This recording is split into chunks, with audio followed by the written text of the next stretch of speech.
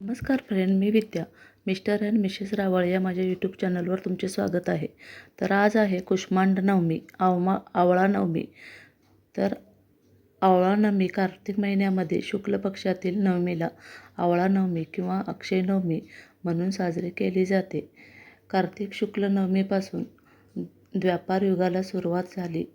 याच दिवशी श्री विष्णूने कुष्मांडका या राक्षसाचा वध केला होता. यामुळे या नवमीला कुष्मांड नवमी असेही म्हटले जाते. या दिवशी आवळ्याच्या झाडाची पूजा करून कुटुंबाला आरोग्य, सुख आणि समृद्धी लाभो अशी प्रार्थना केली जाते. या दिवशी आवळ्याच्या झाडाची पूजा करून झाडाखाली बसून भोजन केले जाते. या विशेष दिवशी आवळ्याच्या झाडाची पूजा केली जाते. या दिवशी प्रसाद स्वरूपात आवळा खाण्याचीही परंपरा आहे.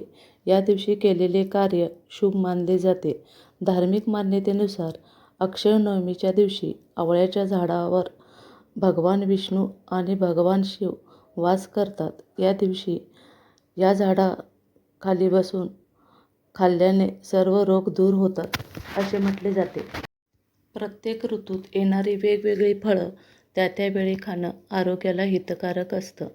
झाडाला नवीन फळं आली की आपण प्रथम झाडाची पूजा करून ते फळ देवाला अर्पण करून देवाची प्रार्थना करून मग ती फळं प्रसाद म्हणून खातो.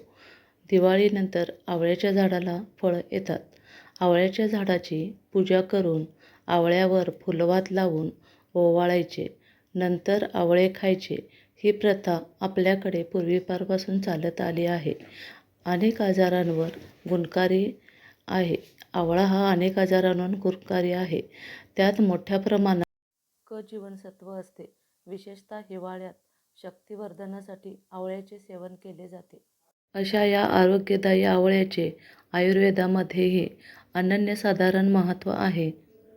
तर आज आपण अक्षय नवमीनिमित्त आवळ्याचे थोडक्यात धार्मिक व शास्त्रीय कारण जाणून घेतलेले आहे. ते तुम्हाला कसे वाटले ते नक्की कमेंट करून सांगा. व माझा व्हिडिओ आवडला असेल तर लाईक आणि शेअर करा व नवीन असाल तर सबस्क्राईब करा. धन्यवाद.